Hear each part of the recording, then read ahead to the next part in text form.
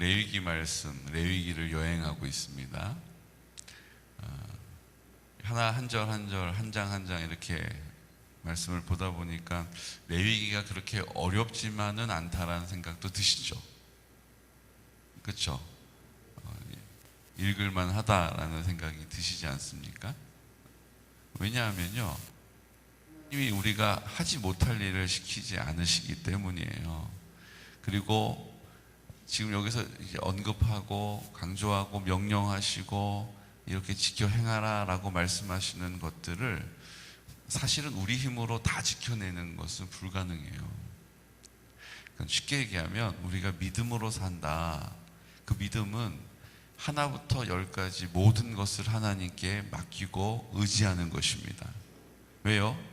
하나님은 오늘 믿음이 있는 자를 찾고 계시거든요. 그러니까 하나님 보시기에는 우리는 하나를 맡긴 사람은 아유 저 사람 믿음이 없구나.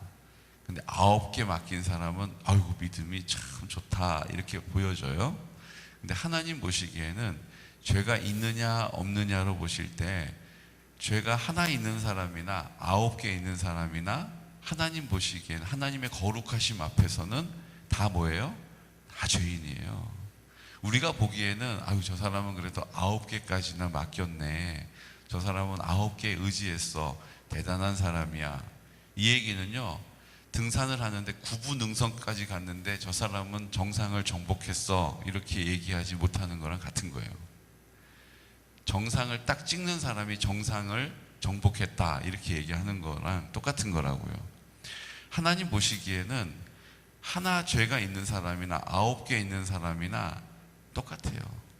하나님의 용서는 어떻습니까? 하나님의 용서는 9개 잘못한 사람이나 하나 잘못한 사람이나 다 똑같이 용서해 주시는 거예요. 우리는 9개 잘못한 사람은 아유 그래도 죄값은 좀 치러야지. 아유 그 사람도 체면이 있고 양심이 있어야지. 뭐 이렇게 얘기해요. 근데 한 가지 잘못한 사람은 아이고 한 가지 잘못한 건 잘못한 것도 아니야. 이렇게 얘기하게 되는 거예요. 근데 하나님은요. 하나님은 하나 잘못한 사람이나 9개 잘못한 사람이나 거짓말하는 사람이나 연쇄살인범이나 다 똑같이 용서해 주시는 거예요. 그게 하나님과 우리가 다른 점이라는 거예요. 우리는 우리의 한계 안에서 늘 판단합니다. 우리의 경험을 근거로 결정해요. 그런데 하나님은 어떻게 하세요? 하나님은 전지전능하신 분이시기 때문이에요. 하나님 모든 것을 다 아시고 모든 것을 하십니다. 그 하나님께서 내 하나님이 되셨고 이제 예수님 부활하셔서 내 마음 가운데 계시고 내 마음은 예수님과 함께 십자가에서 죽고 나는 없고 나는 없고 나는 죽고 이제 나는 없는 나는 죽은 내 마음을 예수님이 부활하신 그 예수님 내 마음 가운데 오셔서 내 생명의 근원이 되신 것입니다. 그러니까 이제 예수님이 어디 계신 거예요? 하나님 보좌 우편이 아니고 예수님은 그 하나님의 보좌 우편에 계신 분이신데 그분이 어디 계시다고요? 내 마음 가운데 나와 함께 하신다는 거예요. 목사님 저 안 느껴져요. 잘 모르겠어요. 근데요 믿음으로 우리가 순종하면 내 마음속에 계신 것을 경험하게 하세요. 그 일 하시는 분이 누구세요? 성령님이시라고요. 성령님이 내 마음 가운데 예수님이 계신 것을 이제 내가 살지 않고 예수님의 생명으로 산다는 것을 알게 하시는 거예요. 근데 우리가 자꾸 경험적으로 우리의 이치에, 우리의 생각에, 우리의 판단에, 우리의 자아에 맞지 않으면 그것을 자꾸 밀어내잖아요. 그러니까 성령님이 뭐 하시는 거예요? 예수의 피로 씻었다. 날마다 예수의 피로 씻어서 예수님이 내 마음 가운데 계시도록 뭐 하라는 거예요? 회개하라는 것입니다. 그래서 회개가 중요해요. 회개하지 않는 사람은 성령의 능력을 경험할 수가 없어요. 그래서 먼저 할 일은 뭐예요? 회개하는 일이에요. 근데 이 회개도 하나님께서 성령으로 우리 마음 가운데 뭐 하시는 거예요? 내 마음을 격동시켜 주셔야 할 수 있는 거예요. 그래서 이 모든 것은 다 누구의 손에 있어요? 하나님 아버지의 손에 있고 내 마음 가운데 예수님의 손에 있는 거예요. 그래서 우리가 이 믿음을 가지고 나 자격이 없는데 내가 열심히 뭔가를 이루고 내가 열심히 뭔가를 하면 그때 예수님이 내 기도를 들어주시겠지가 아니라 오늘 내 안에 내 마음 가운데 예수님이 내 생명이 되셨음을 믿는 믿음의 고백을 통하여 선포를 통하여 성령님께서 역사하시는 것입니다. 그러니까 이 믿음의 스위치는 뭐예요? 예수의 이름을 부르는 것이요, 예수님의 피를 의지하는 것이요, 내 공로로 나가지 않고 예수님의 공로로 나가는 것입니다. 이것이 우리의 신앙의 원리예요. 그러니까 이걸 자꾸 우리가 우리 입장에서 자꾸 생각을 하고 판단을 하니까 이래가지고는 어렵지. 아니 생각을 해봐. 말을 잘 들어야 사랑받지. 그냥 자기 가고 싶은 대로 막 가면 다치잖아. 우리 아이들 키울 때 그러지 않습니까? 그래, 너 좀 가다가 다쳐라. 그래야 정신 차리고 돌아오지. 그럴 부모가 없어요. 그럼에도 불구하고 자기 길을 막 고집스럽게 가잖아요. 그럼 어떻게 해요? 넘어지고, 그 넘어진 다음에 뭐라고 얘기해요? 엄마가 나를 버렸어. 우린 이렇게 얘기한다고요. 근데 엄마가 버리지 않죠. 안타깝게 쫓아다니면서 그렇게 가면 위험하다라고 경고를 해주고 거기로 가면 안 된다라고 미리 알려주지 않습니까? 근데 결정적으로 내가 내 고집으로 그 길을 가잖아요. 그리고 넘어지면 무릎이 까지고 뛰어다니잖아요. 그러다가 자빠지면 코가 깨지는 거예요. 여러분, 이건 하나님의 사랑에서 나는 버림받았다가 아니죠. 여전히 하나님은 우리를 사랑하셔요. 여전히 그 무릎 깨져가지고 울고 있는 그 아이를 향해서 넌 내 말을 왜 이렇게 안 들었어? 이렇게 얘기할지라도 그 아이를 품에 안고 약을 발라주지 않습니까? 골마가지고 터져가지고 다리를 자르든 말든 난 정말 이제 너는 못 돌보겠다 이러는 부모. 하나님은 우리의 수준이 아니세요. 우리가 우리 자녀를 그렇게 대하는 것과 비교할 수 없는 거예요. 그럼에도 불구하고 사랑해 주시고, 그럼에도 불구하고 용서하시고, 그럼에도 불구하고 기다려 주시는 거예요. 오늘 그래서 우리에게 그 길을 자꾸 가르쳐 주시는 거예요. 이렇게 가야 한다, 이렇게 가면 안 된다, 이렇게 해야 한다, 이렇게 하면 안 된다. 이건 우리를 옥죄는 것이 아니라 우리를 자유하게 하시려고, 그 하나님의 사랑 안에서 풍성함을 누리게 하시려고 오늘도 역사하시는 거예요. 어제 우리 김성순 권찰님 하나님 품에 안기셨습니다. 오전까지도 숨 쉬는 게 좀 힘들어 하셨지. 권찰님 이따가 자녀들 다 모이면 예배 드리러 올게요 그랬더니 이렇게 하시고 반가워하시고 그랬어요. 하나님 은혜죠. 자녀 마지막 자녀들 다 모여 있는 데서 이렇게 눈을 크게 뜨시고 그리고 주님의 품에 안기셨어요. 안타까운 것은 다 우리 교회 주일학교 학생회 출신들인데 지금은 우리 최동실 집사님만 신앙생활을 해요. 그 쌍둥이 남동생 중에 전체로 보면 막내죠. 7남매의 막내인데 8남매인데 한 분 돌아가시고 7남매의 막내인데 지금 하나님이 소명을 주셔가지고 신학교를 가셨어요. 우리 성결대학교 신학과 갔다가 1년 다니고 군대 제대하고 복학했다가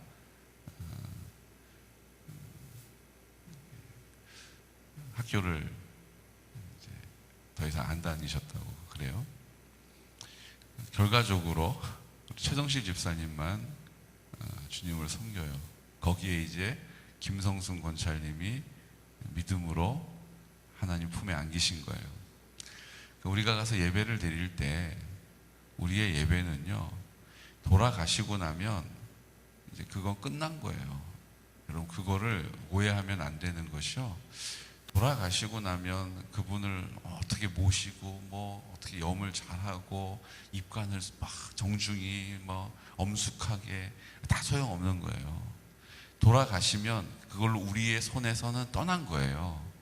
돌아가시기 전까지가 우리가 효도하는 거고 공경하는 거고 순종하는 거고 위해 주는 거고 아껴주는 거지, 딱 돌아가시면 이제 하나님 손으로 넘어간 거예요. 우리 손을 떠나는 거예요. 그럼 우리가 하나님 앞에 가서 뭐 위로 예배 드리고 입간 예배 드리고 그 다 의미 없어요. 왜냐하면 예배는 하나님이 받으시는 건데 그 빈소 앞에서 망자를 놓고 예배 드리는 거, 이거 뭐 이상하지 않습니까? 이상한 거예요. 그럼에도 불구하고 우리가 가서 예배를 드리는 건요, 공동체로서 그 슬픔에 함께 하는 거예요. 가족이니까.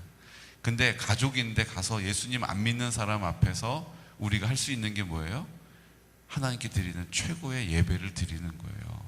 그래서 그들도 그 예배를 통하여 하나님의 역사, 하나님의 여호와 앞에서 불이 나와서 그것을 사르듯이 그 마음을, 그 죄를 태우고 그 마음을 깨끗이 씻어주시는 은혜를 구하는 거예요. 같이 있어주는데 예수 믿는 사람이 예배도 안 드리고 가만히 멀뚱멀뚱 있는 거 더 이상하죠. 그러니까 우리가 가서 예배를 드리는 거예요.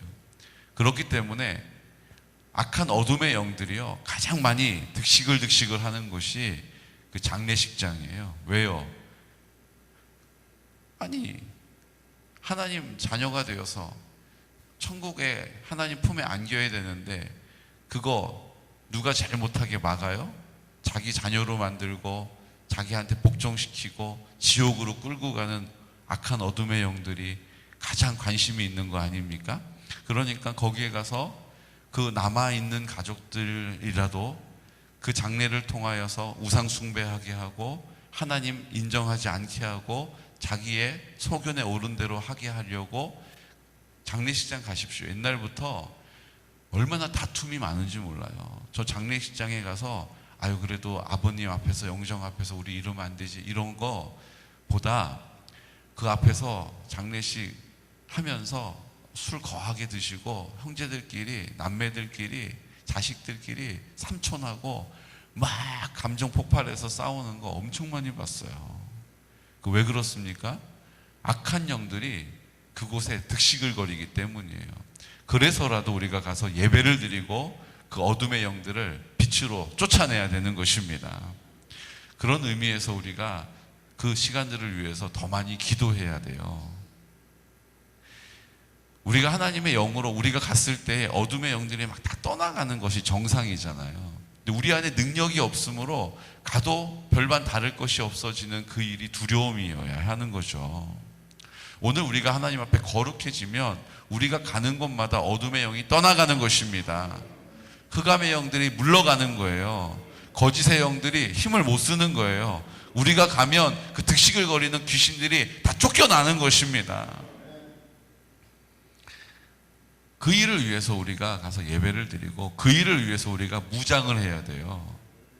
그냥 아유 나 내 신앙도 잘 모르겠고 천국에 갈 수 있는지도 모르겠는데 아유 그래도 장례 났다니까 안 가볼 수는 없고 그러고 가면 안 돼요. 앞에서 우리가 무장하는 것입니다. 오늘 그 무장하는 방법을 성경이 우리에게 가르쳐 주시는 거예요. 뭡니까? 22장 1절 여호와께서 모세에게 말씀하여 이르시되, 하나님께서 모세에게 말씀하실 때는 누구를 놓고 얘기하시는 거예요? 이스라엘 백성들을 놓고 얘기하시는 거예요. 아론에게 얘기하시되, 말씀하시되, 그러면 누구에게 하는 거예요? 제사장들에게 하는 거예요. 이스라엘 백성들 모두에게 말씀하십니다. 뭐라고 얘기하세요? 2절 말씀 선포할까요? 아론과 그의 아들들에게 말하여 그들로 이스라엘 자손이 내게 드리는 그 성물에 대하여 스스로 구별하여 내 성호를 욕되게 함이 없게 하라. 나는 여호와이니라. 뭐 하라고요? 스스로 구별하라는 거예요.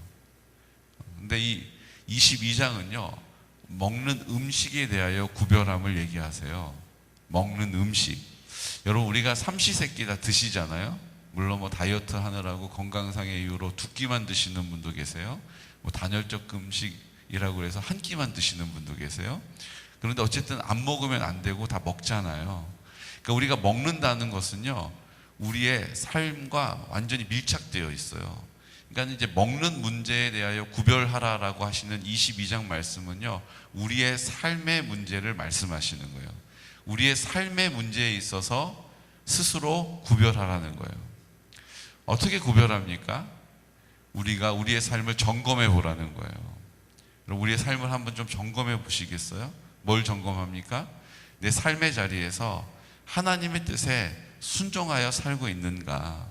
내가 내 삶의 주인으로 살지 않고 나는 죽었음을 날마다 인정하는가? 나는 날마다 예수님의 피로 씻김을 받고 있는가? 나는 그 예수님께서 나를 통하여서 나와 함께 하심을 경험하고 있는가? 점검해 보라는 거예요. 내 생각은 내 생각에 골몰한 내 것인가? 아니면 내 생각과 마음을 주님이 지켜주고 계신가를 점검해 보라는 거예요.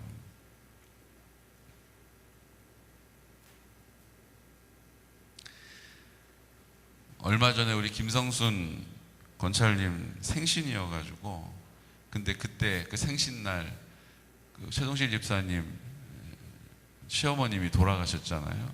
그래서 장례식장에 있어야 돼서 저희가 이제 케이크를 하나 사가지고 김한선 권사님하고 같이 가서 불 켜드리고 그 케이크 하고 부셨어요.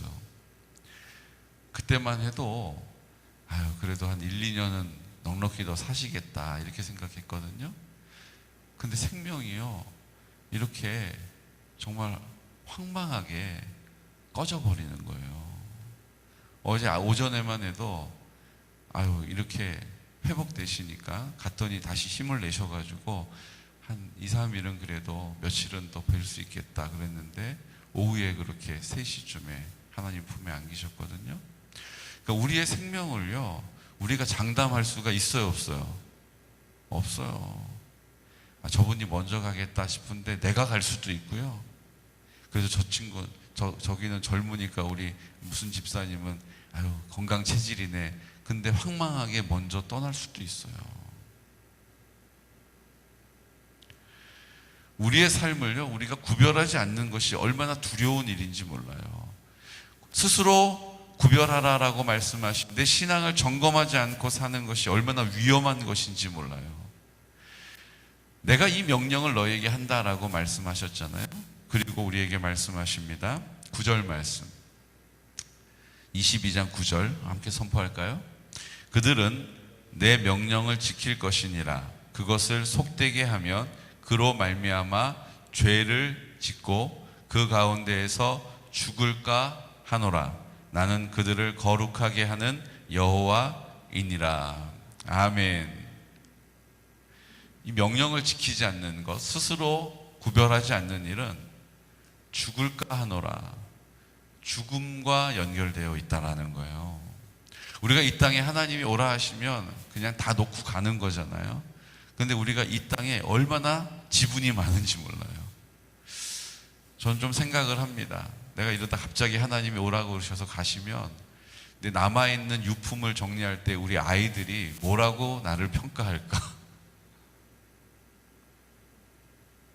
점검해 봐야 돼요. 점검해 봐야 돼요. 이게 멀리 있는 얘기가 아니라는 거예요. 이게 강 건너 남의 얘기가 아니라는 거예요. 오늘 나를 점검해 봐야 됩니다. 스스로 구별해야 한다는 거예요. 그럼 우리를 하나님 앞에 온전히 담대하게 나가게 하는 능력은 어디에 있습니까? 우리의 공로가 아니에요. 히브리서 10장 19절 말씀 우리 함께 찾아보면 좋겠는데요. 우리 마지막으로 이 말씀 함께 찾아보겠습니다. 히브리서 10장 19절.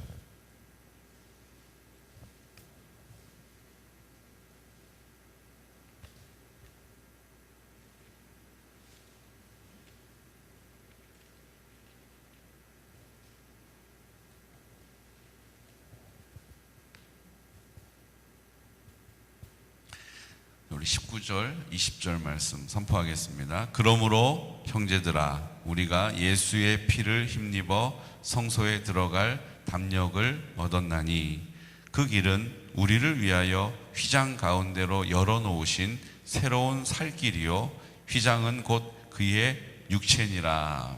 아멘. 우리가 예수의 피를 힘입어 성소로 나갈 담력을 얻게 되는 것입니다. 그 휘장을 우리 가운데 걷어내 주셨어요. 그 휘장은 예수님의 육체입니다. 그 육체를 찢어 주신 거죠. 오늘 그 찢어 우리 가운데 생명이 되셔서 우리의 마음 가운데 계신 예수님의 공로를 힘입는 거예요. 지금 내 모습이 아니라 아유 나 이것도 안 되고 저것도 못 되고 아유 우리 목사님 오늘 또 이렇게 얘기하시는데 나 들으라고 하시는 얘기네. 아유 내가 사명 감당도 못하고 직분도 제대로 하나님 앞에서 지키지를 못하고, 근데 그럼에도 불구하고 우리가 예수님 앞에 나아갈 수 있는, 예수님의 이름을 부를 수 있는 것은 예수의 피를 힘입어 그의 공로로 예수님께 나아갈 수 있는 것입니다. 그 피가 우리를 오늘 깨끗게 하시고 구별시켜 주시는 거예요. 그러므로 오늘 예수님의 이름을 부르는 것입니다.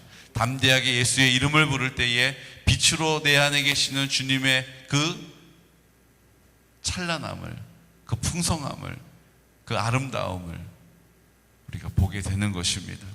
오늘도 하나님 앞에 그럼에도 불구하고 하나님의 은혜를 받아 누리는 그 믿음의 자리로 나아갈 수 있는 우리 귀하고 복된 성도들 되시기를 예수 그리스도 이름으로 축복합니다.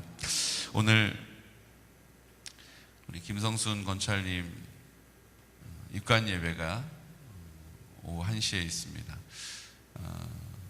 식사 애찬이 있는데 이따가 예배 시간 봐서 그냥 예배를 마치고 바로 출발할까 싶기도 합니다.